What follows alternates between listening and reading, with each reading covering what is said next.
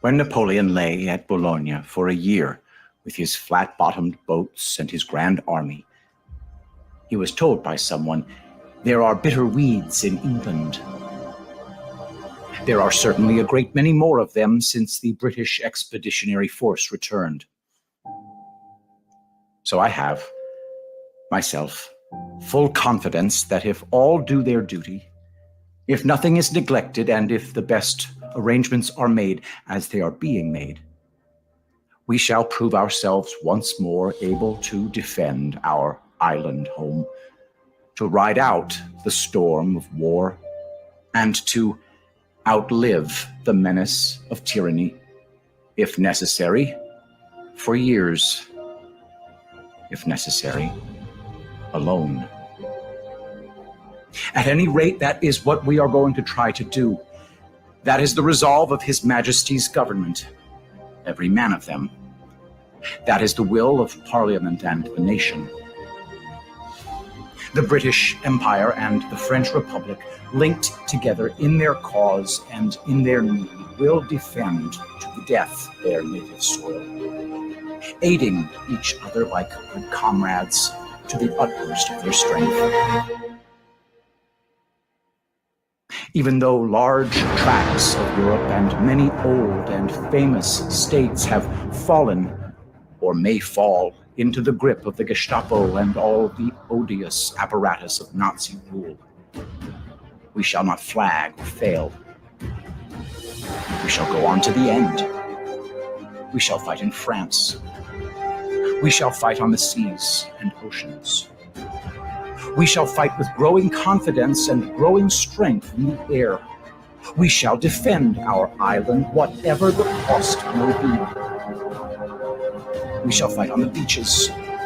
We shall fight on the landing grounds. We shall fight in the fields and in the streets. We shall fight in the hills. We shall never surrender.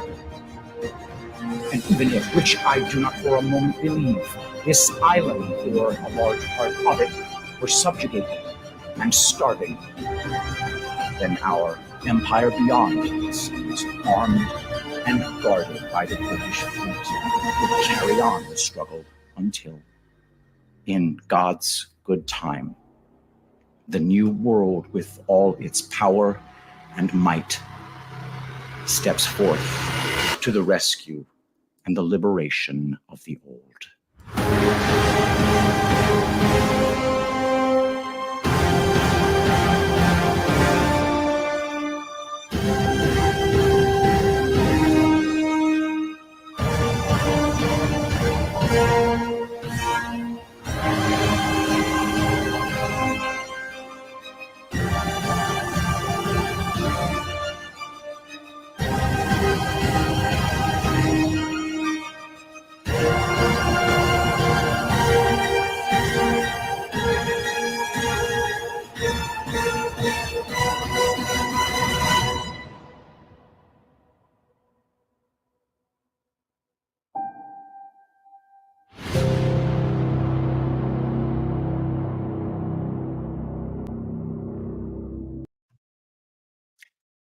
Greetings, my dear friends, and welcome to another episode of Reading Epic Threads.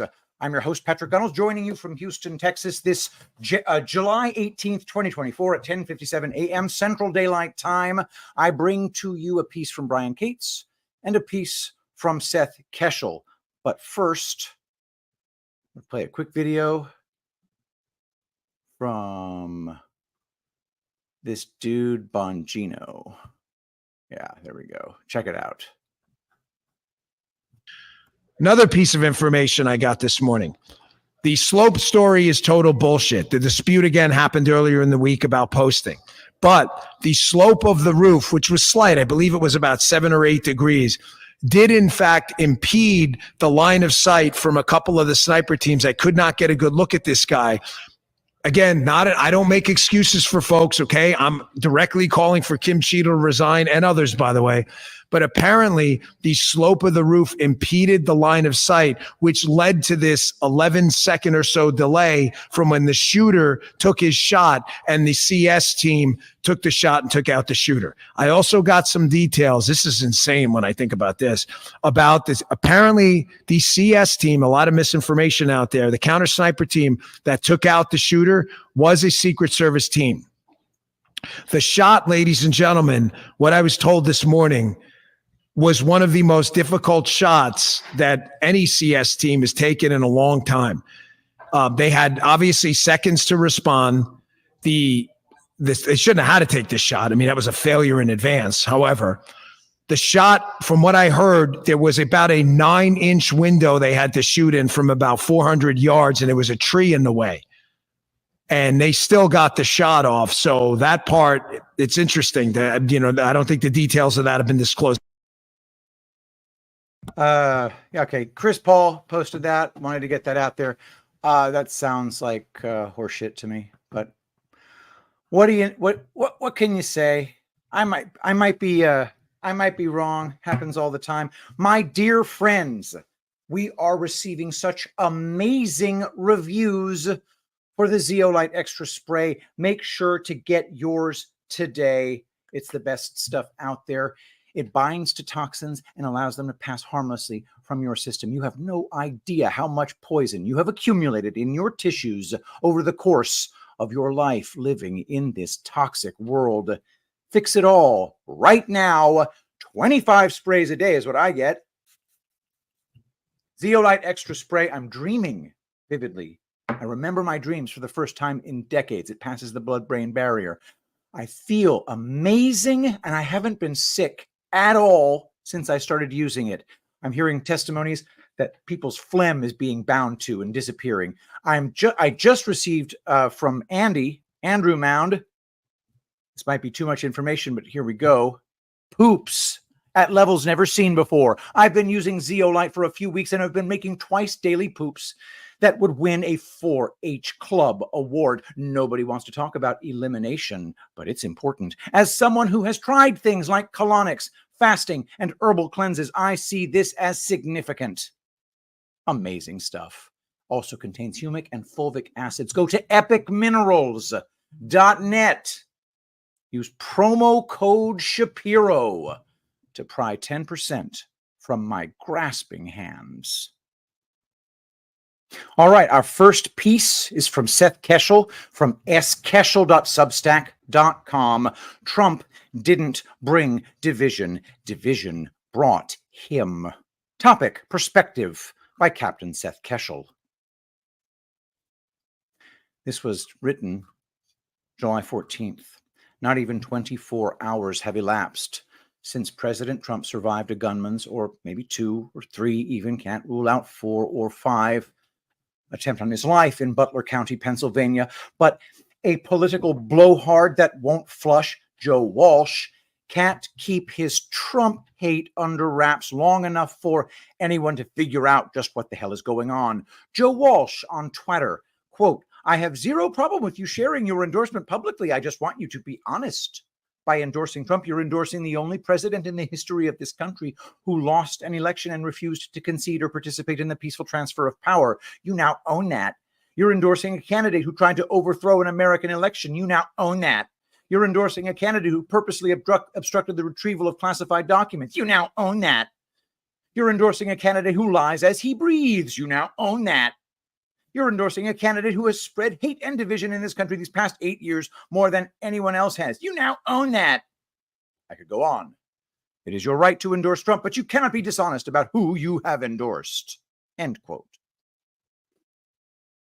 Walsh, who was one of many weak Republicans elected in a midterm wave in 2010, and who also ran an ill-fated campaign against Trump in 2020 for president, is blaming hate and division on President Trump. In other words, justifying the actions of the shooter or shooters in seeking to extinguish Walsh's perceived source of hate and division in America. I am not yet 40 years old, but I've traveled a lot of miles, done a lot of analysis, taken the stage, eaten the crow, and watched as my future and my children's future have been compromised by the entitled few who exist for no other purpose than to hold down positions of political power for personal enrichment. I voted for every quisling Republican on the top of the ticket since I was old enough to vote, starting with George W. Bush in 2004, whom the press accused of being a war criminal. Accurate, but now lionizes John McCain, who was racist when he ran against a black man, but is also lionized in death, and Mitt Romney, who wanted the poor to starve to death in a ditch, but is now viewed as a graying voice of self-restraint and wisdom in the world of Potemkin statesmen. Yet I am the problem, and my political views and desires for the country to protect its borders, make trade and immigration work for our citizens, and to not fight endless wars that do nothing to protect our nation are the problem. My simple hope, that up until 5 years ago was basic common sense, that my daughters won't compete with men for sports championships or encounter them in the shower, constitutes bigotry as defined by the lying snakes in our mainstream media. This is bullshit of the highest order, and it is beyond time to start making the true guilty parties own their share in this national decline and complete collapse of the political process that has made it standard calculus to factor in potential assassinations to election forecasting. These are four complicit parties, as far as I am concerned, when it comes to the era of political violence in which we find ourselves mired. 1. Uniparty operatives and the president. Joe Biden is a puppet. This is a well-established fact, and the reason the senile, non-campaigning political retread was designated to benefit from the 2020 quasi-election is because he is the most compromised and owned by foreign nations, including but not limited to China. He is tagged in this point because he is the president of the United States, seated by count of fraudulently awarded electoral votes. And as the old military rule of thumb goes, the commander is responsible for everything his unit does or fails to do. Biden sets the tone. And less than a week before Trump's shooting, he mentioned the need to put a bullseye on him. The lobbyists and special interests, many of them foreign, who run the United States government, have no party loyalty except that for the Washington, D.C. uniparty, seek only to further division and make it easier to manipulate state elections and entrench themselves in office. And therefore, with access to the spoils of government corruption, the uniparty agenda to erode nationalism, inalienable human rights, and national sovereignty have been furthered by the subversive pricks who make up the underbelly of the DC political class, and no one with the clout and rank, like a president, has done anything to quash it. Instead, the narrative that it is Trump who is promoting fascism and the restriction of rights and liberty has been allowed to root, and this is by design to divert from the radical agenda of the global and DC uniparties to subvert the will of the people across the world who desire for their governments to support their ends and not those of the elite. 2. Law enforcement and government agencies. Joe McCarthy was right. And now the 60s radicals, who used to be laughably defeated for public office when elections were fair control our government. Right now, most law enforcement agencies are most definitely scouring right-wing social media to find people who are too pissed off for their liking that President Trump was nearly killed by people these supposed law enforcement professionals have groomed to do the killing. This is not unlike locking up soccer moms for taking their kids to playgrounds during the Wuhan sniffles epidemic, but ignoring the illegals streaming across the border for years, carrying not only the Wuhan flu, but many third world maladies not seen in the United States for many years, if ever. Rather than focusing on domestic extremism from radical groups like Antifa or Black Lives Matter, It has been supporters of President Trump who commit only a sliver of politically charged crimes in this country who have been in the bullseye.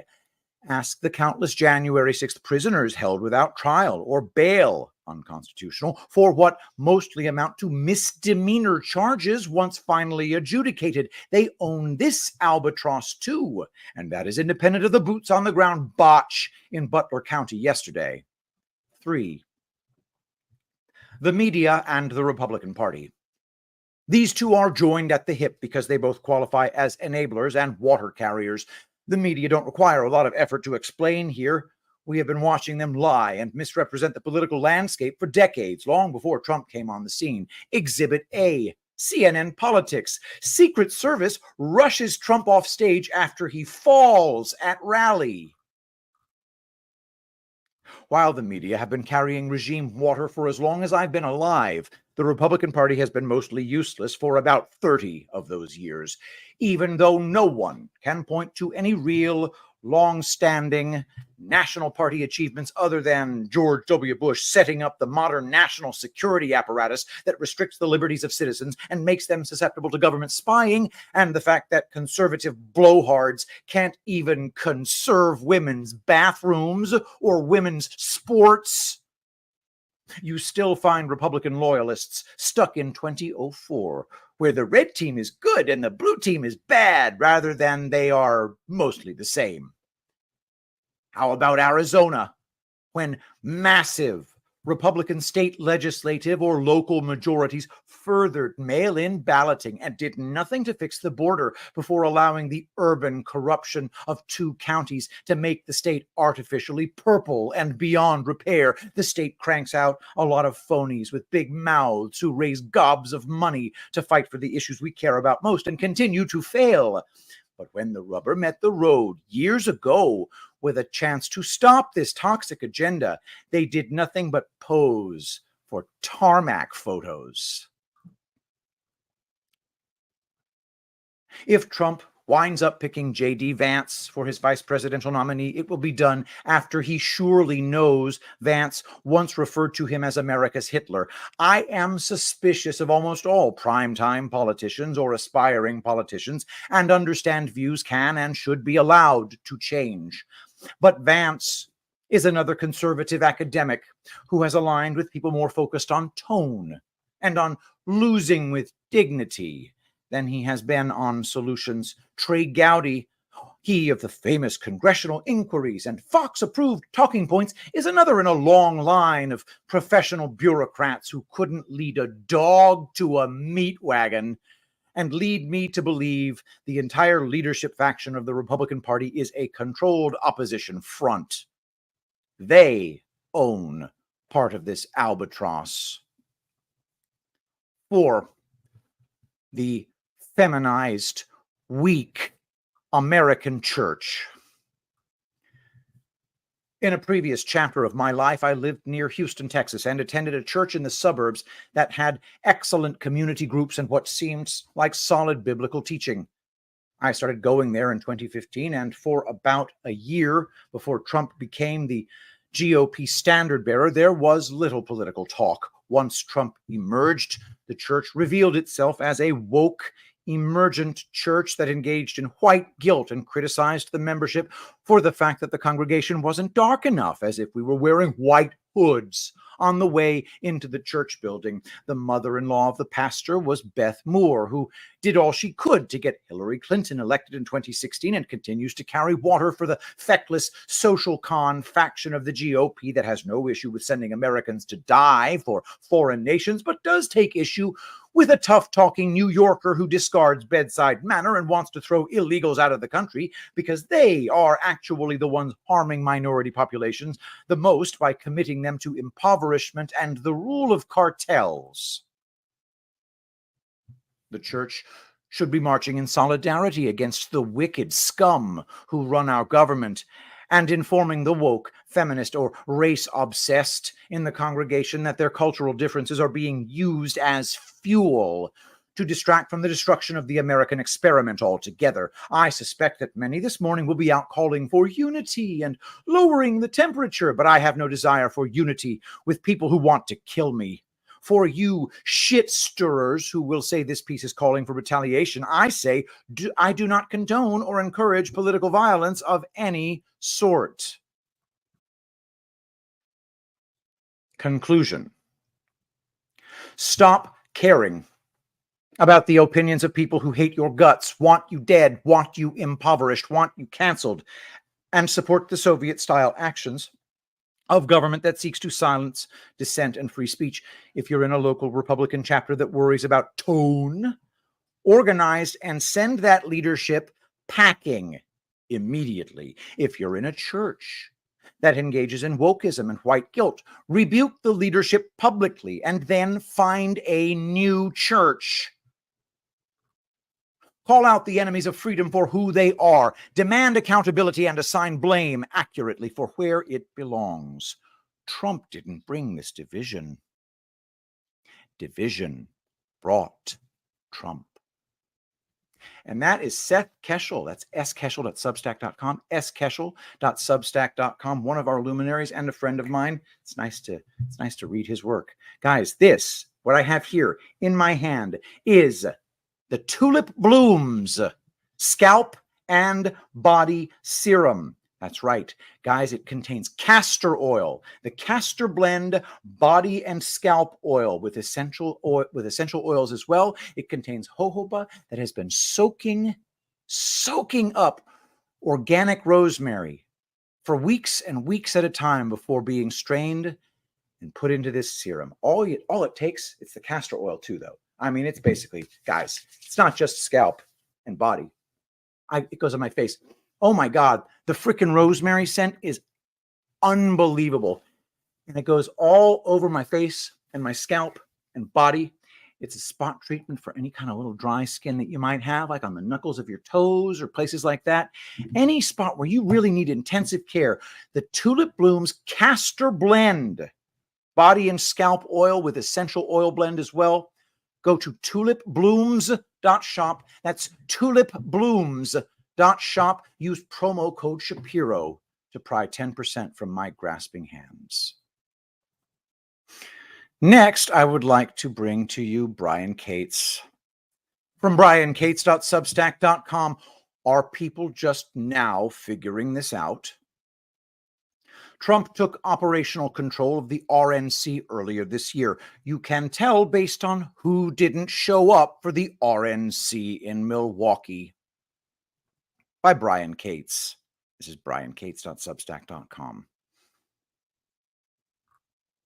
It took Trump about 9 years to effect this full takeover of the GOP at the top. A lot of people didn't understand this at the time. I kept seeing the same questions over and over, hinting that Trump was fine letting the rhinos run the party and stab him in the back at every opportunity. Why does Trump keep endorsing the Rana for RNC chair, huh? Riddle me that, Batman. Well, listen. From 2015 to just 3 months ago, that vote for RNC chair was always rigged. Now, if you didn't know that, I assure you that Donald J. Trump did. He knew it very well. The power brokers on the Republican National Committee, about 165 or so people, if I recall, were well stocked with Mitt Romney clones. You know the type. Chamber of Commerce, good old boy, country club people.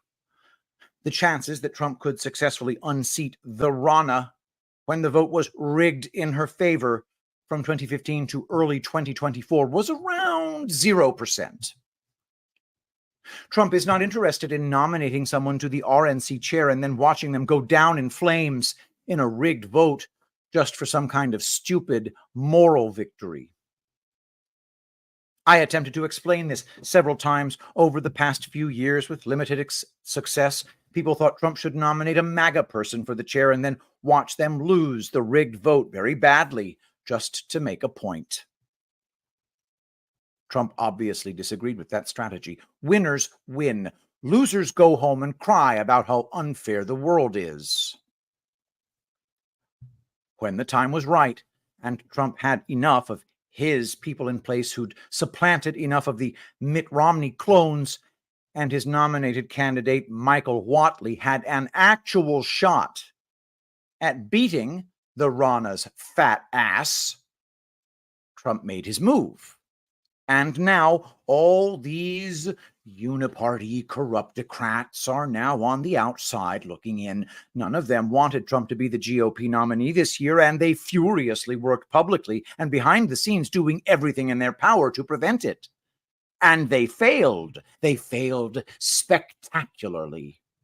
So, none of them are attending the RNC in Milwaukee to watch Trump take the nomination. Notable Republicans not attending the Republican National Convention: George W. Bush, Mike Pence, Mitt Romney, Liz Cheney, Paul Ryan. The sore losers row. That's right. None of these people who used to command immense power and influence within the party even bothered to show up for the Republican National Convention this year, including the Rana. And that's a beautiful thing. And that is the latest from Brian Cates. I think we can do more. We can totally do more. But before we do that, I want to tell every single person here, you guys got to go and get yourself a bottle of Rainfall. That's right.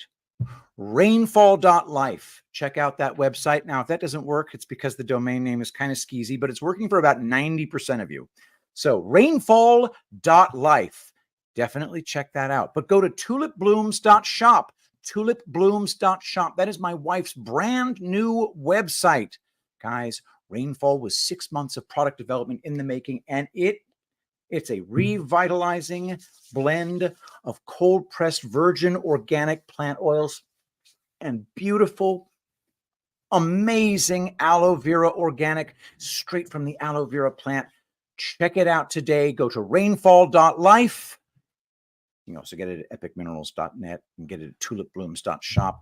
We're expanding, guys, but try rainfall.life. We're going to test that domain out and see how much traction it can get. And if rainfall.life doesn't resolve for you, well, make sure to email me at pgunnels@gmail.com. And I'll tell you how to get the product. But Rainfall, we've got about 20 bottles left at this point, and then we'll start making them again on Tuesday. There will be a short supply interruption, very short, but I thought I'd warn you about it. So go to tulipblooms.shop, rainfall.life, epicminerals.net. Always promo code Shapiro. Next. Back to Seth Keshel from skeshel.substack.com. Here is why the Democrat knives are out for Biden. Topic, perspective, Captain Seth Keshel. I wrote 2 weeks ago about the likelihood of Joe Biden or Kamala Harris being the Democrat presidential nominee and not Michelle Obama, Gretchen Whitmer, Gavin Newsom, or any other subversive who runs under the corrupt Democrat banner. In that article, my money stayed with Biden for a variety of factors, but my point was that if Biden were to drop, there is little rationale for anyone other than Harris to be the nominee. Main reasons include DEI queen of brown skin, gender, and left-wing insanity, sitting vice president, money, and oh yeah, money. Now, after briefly circling the wagons around Biden following his debate disaster, the long knives are out. After lunch yesterday, curiously, just about every major Democrat emulated Macho Man Randy Savage with one flying elbow after another, calling for Biden to drop out of the race for the good of the party. Even more curiously dripped out were reports suggesting Biden would consider dropping if presented with a good medical reason to do so, and then the immediate activation of the good old COVID excuse. Just how many vaccines does it take, Joe, to bail on an event in Nevada? We are closer, in my estimation, not only to Kamala Harris being the party nominee, but perhaps even the president, than ever before. Predict It is showing Harris as the betting favorite over Biden as of this morning, July 18th, time of this article. A number that has swung drastically in just 5 days since President Trump's shooting. We will know almost certainly within the next week what is going to happen here, because if they don't do what they need to do soon, they will start risking electoral votes in all the disarray. So, what do we think happened behind the scenes yesterday? First and foremost, I haven't seen any major new polling since July 13th. That fateful day in Butler County, Pennsylvania. It usually takes at least 3 days to get a meaningful survey done after a significant national event. And after the debate, we were looking at Trump leading by as much as 6 points in a number of notoriously left-skewed national polls, and by similar numbers in more highly respected ones, with leads in all the decisive states. My best guess is that someone high up at the DNC broke the glass, pulled the fire alarm, and whipped out data that makes the electoral map look like this one. Republicans 345, Democrats 193. Joe, forget about Pennsylvania. We aren't even winning Minnesota, and now New Jersey and Colorado are within the margin of error. You've had a good run, but if you don't unass the White House, not only are we going to get Trump again, but we will also have Republican mega majorities to go with it, and we can't justify the same volume of cheating as last time. Since mid-June, I have been tracking Maricopa County's voter registration database. I am doing it primarily to keep an eye on the trends in registration, which party is making the gains, but also to watch for massive spikes that break from established norms, which looks to be the case for the 2020 cycle. Maricopa was Republican plus 3.9% in 2020, meaning there were 3.9% more registered Republicans than Democrats, with Republicans having 100,884 more active registrations than Democrats. When I started tracking this daily on June 15th, the GOP lead had expanded, already a good sign, to 157,539 for an index of Republican plus 6.57% in all but a few days. In which the roll was purged, the lead has inched upward. On June 20th, it sat at 158,377, and for a 3-week period to July 12th, the advantage grew by 1,682 net for the GOP. Since the shooting on July 13th, at close of business yesterday, the GOP has expanded the lead another 1,612. A jump like that immediately before the shooting had taken 3 weeks to achieve. Now, the GOP lead sits at Republican plus 6.63% and 161,467 registrations in Maricopa County alone. To make things worse for Democrats, most of their additions to the active roll are coming from re-upping inactive registrations at a rate far surpassing that of Republicans. While I can't get precise totals, logic tells us that new registrations in Maricopa County are overwhelmingly Republican.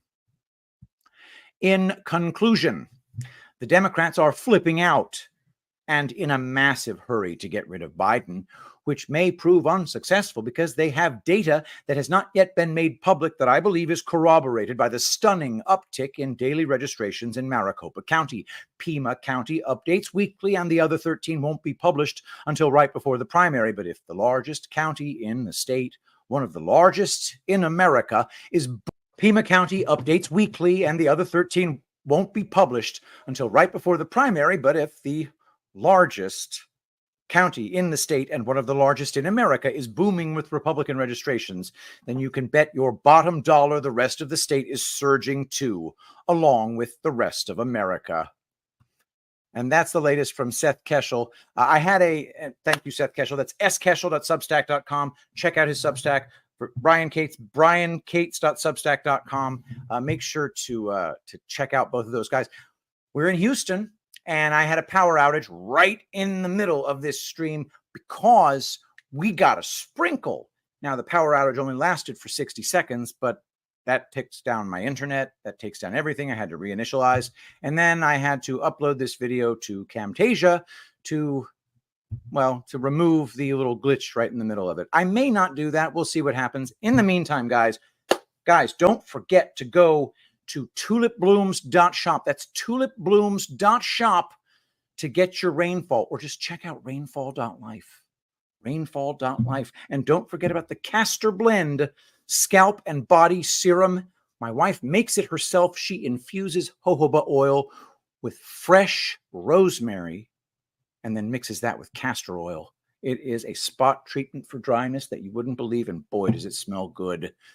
Go to rainfall.life or tulipblooms.shop. Let us pray. Saint Michael the Archangel, defend us in battle. Be our protection against the wickedness and snares of the devil.